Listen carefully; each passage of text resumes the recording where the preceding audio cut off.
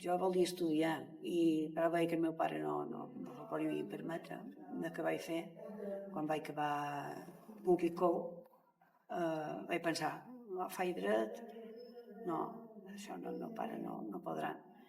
Així és que vaig estudiar auxiliar d'infermeria, ho vaig deixar quan vaig casar, i quan els nens van ser un poc més grans ja ho vaig agafar, ja vaig començar a la Creu Roja, i de la Creu Roja vaig passar a Sant Lloret, i a Sant Lloret ja vaig dir, no, això tinc de provar, vaig estudiar oposicions, em va costar molt perquè ens són petits, estudiar, fer feina i els al·lots a casa, tot, va ser dur, però bé, vaig treure les oposicions, estic molt orgullosa, que en aquell moment ni m'adonava contra el que feia, però bé.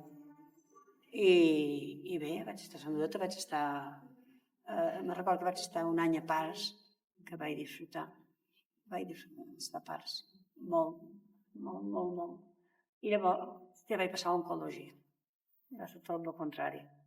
Tots els meus anys llavors van estar a oncologia, tant a Sant Lloret com a Son Pares.